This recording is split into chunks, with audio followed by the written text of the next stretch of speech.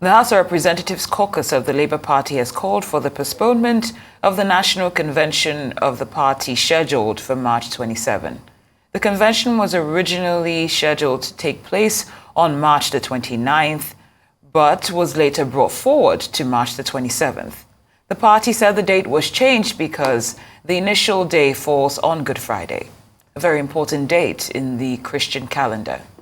Leader of the LP caucus, that's Afam Ogene, said the National Convention should also be postponed for proper planning as the party needs more time to make proper and wider consultations and make efforts to bring every stakeholder on board. With us now is the Director General of the Defunct Labour Party Presidential Campaign Council, that's Akin Osuntokun. He joins us now to discuss the brewing crisis in the Labour Party over plans to hold a national convention and what needs to be done to end the seemingly unending crisis in the party and make it more vibrant. Good afternoon. Thank you for joining us here on Newsday. Good afternoon. Good afternoon for having me. Of course, it's a pleasure. Now, just if you can, just take us, of course, based on the crucial position that you've occupied in the Labour Party, give us a background as to the events that have led up to this seemingly brewing crisis at the moment in your party.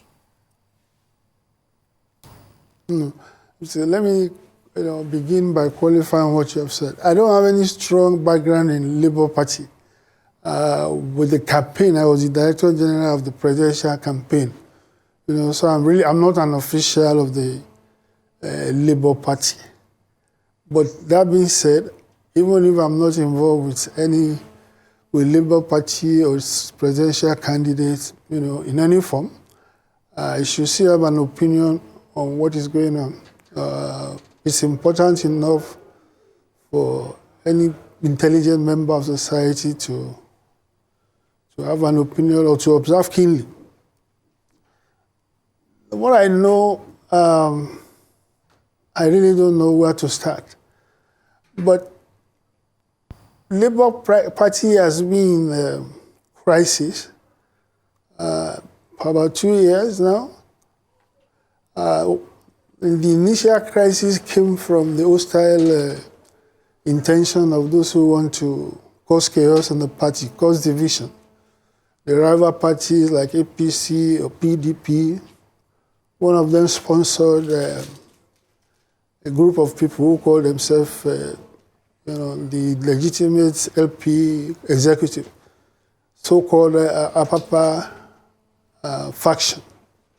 So that was sponsored deliberately, to disorganize and disrupt what the progress, especially the presidential, and actually their focus was the presidential campaign, right? And you had some kind of peculiar situation, in which the executives of the party, of so-called quote and unquote, who call himself the chairman, was asking that the result of the presidential election, as it concerns Peter Obi, was wrong.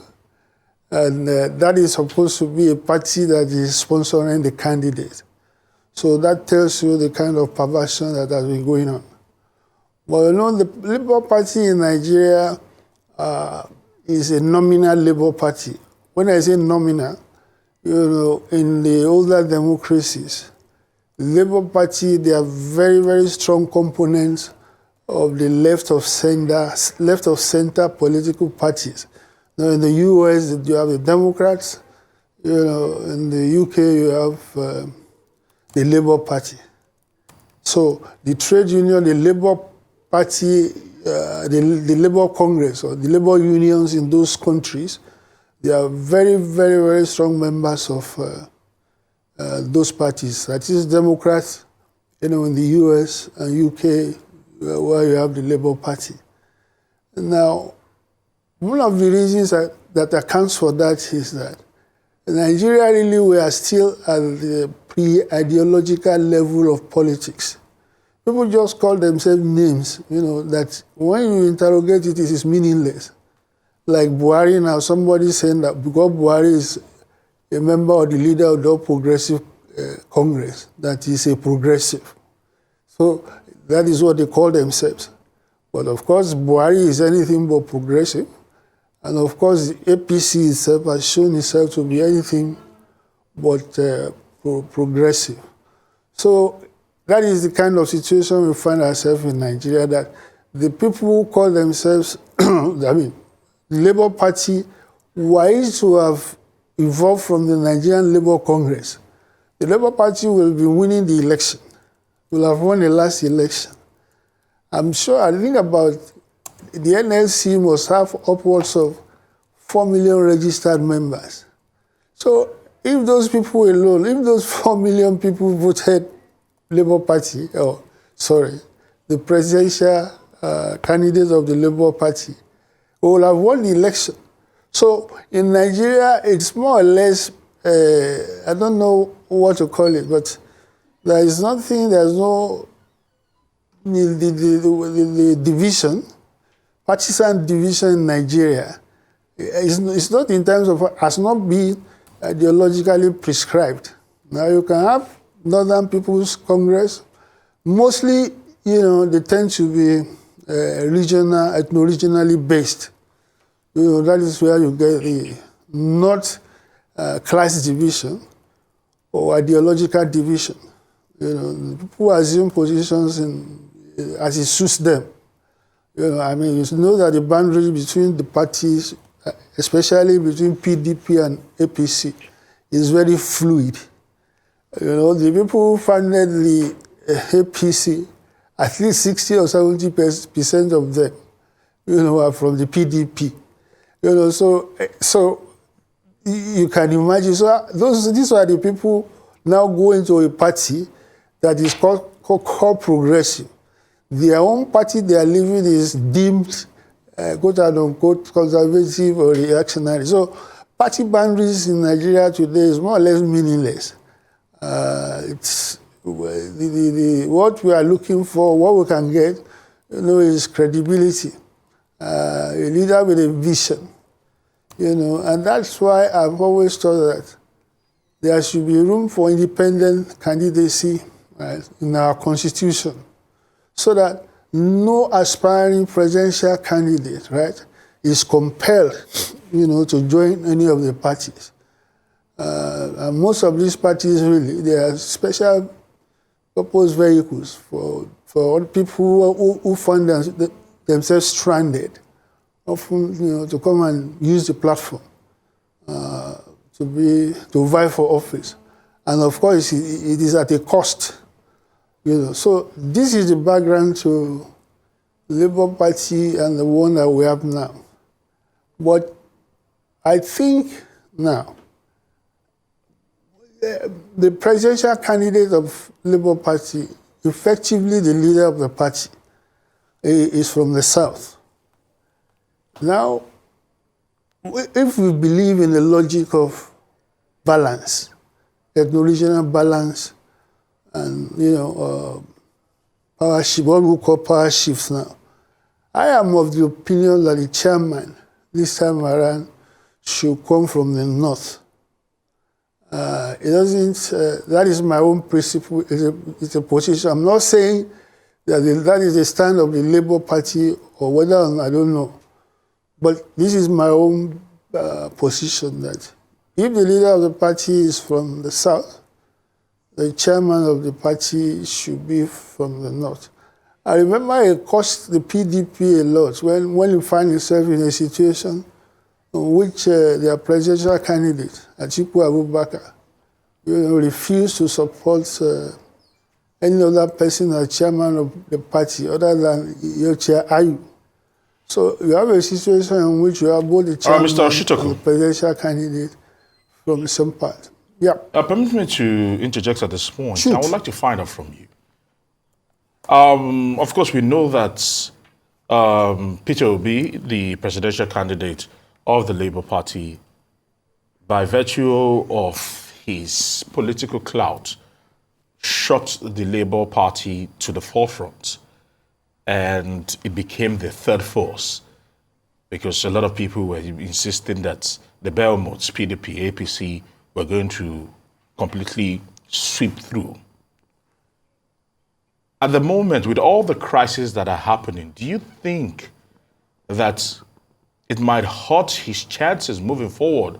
Or do you think that he should, like you've mentioned, probably tactically, maybe just devoid himself from the party? Because all the shenanigans we've seen happen pre, during, and after, at some point, the collateral damage will actually hit him. Yeah, you're correct. I mean, it's an active option, and I don't know for how long the Labour Party, at the rate it's going, will remain a viable platform for anybody to realize his or her ambition. So what you're saying, I mean, with regards to Peter Obi, but you have to realize that the party or a group of people is not about an individual. Right? Even though this time around, Peter Obi is the leader of the movement, especially, that propelled him forward during the presidential election. But it's not really about there should be no party that is synonymous with one person.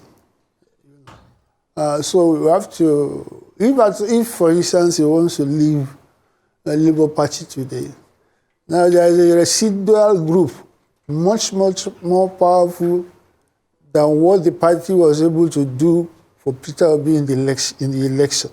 It's namely the obedient movement.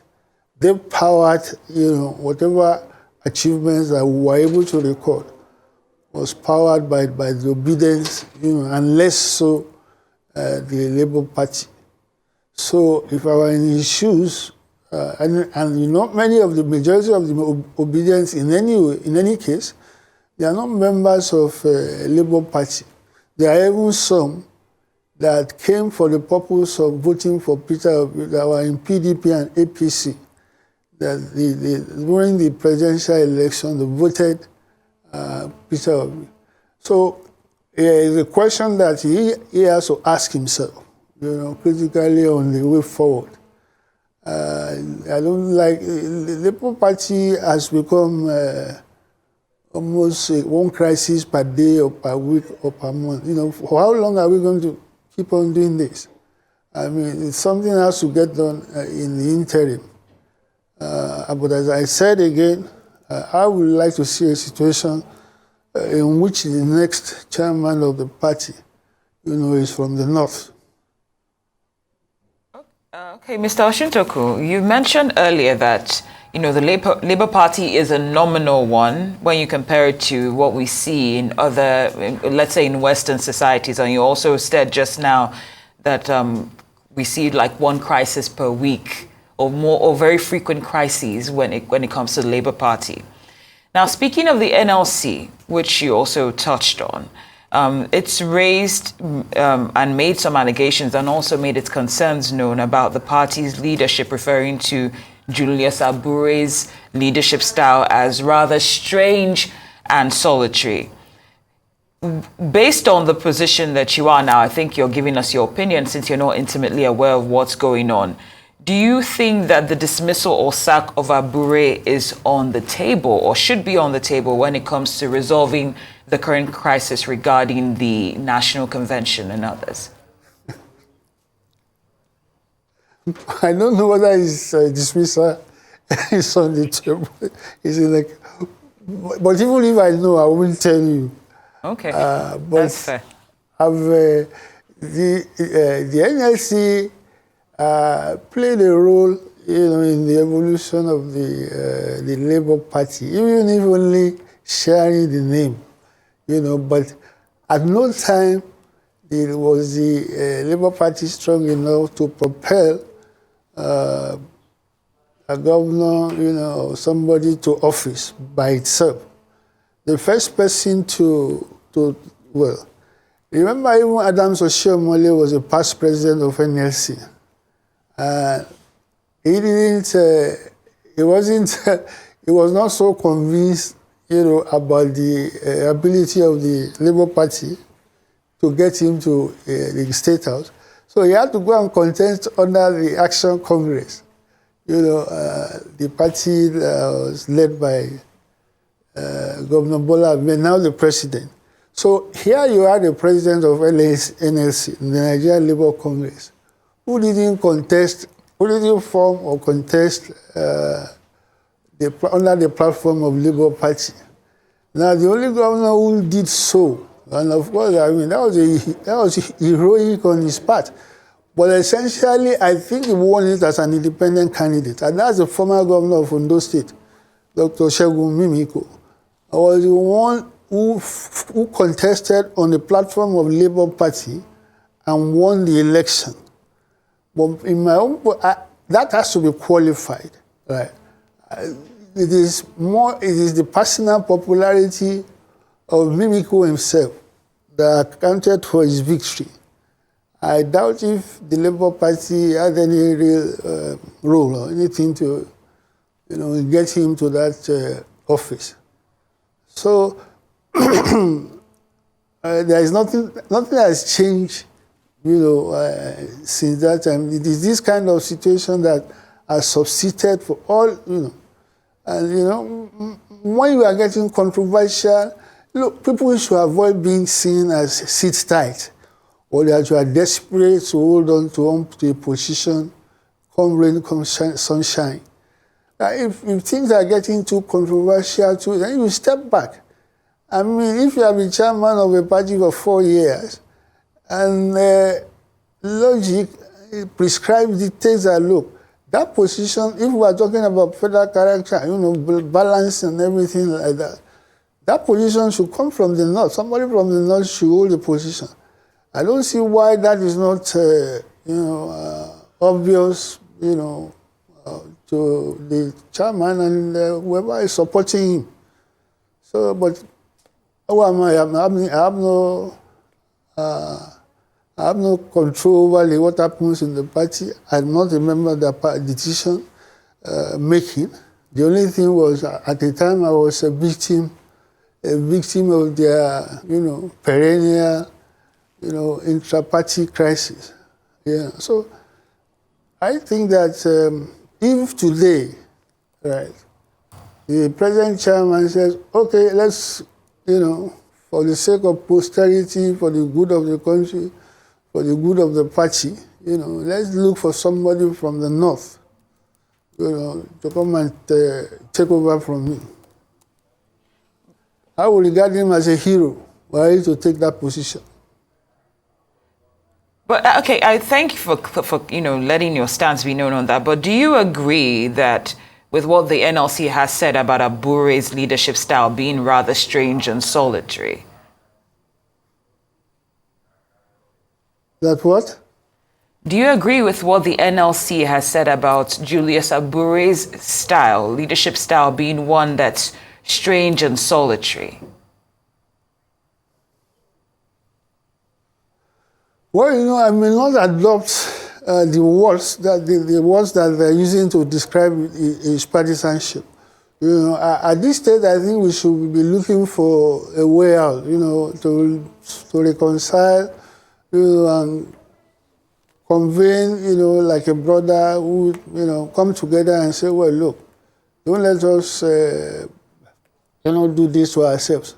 Let's sit down as brothers, who have the interests of the nation at heart, but all the Mogzu flexing, counter Mogzu flexing, somebody will go to court today, another one court will give a judgment today, another court will give a counter, it's becoming ridiculous, frankly speaking. But you see, but if the NLC is showing an active interest, right, in the party, I think we should encourage them. It's a very powerful pressure group. They have not delivered yet, in my own opinion, on the study of elections since 1999. But it has a potential. The potential is there, right, for the NLC, right, to become a backbone, of the Labour Party. That is what he is supposed to do, and I think that's what they should do. And this kind of interest they are showing now, we'll ask them, tell them that, look, okay, you want to be seen, as a power behind this party.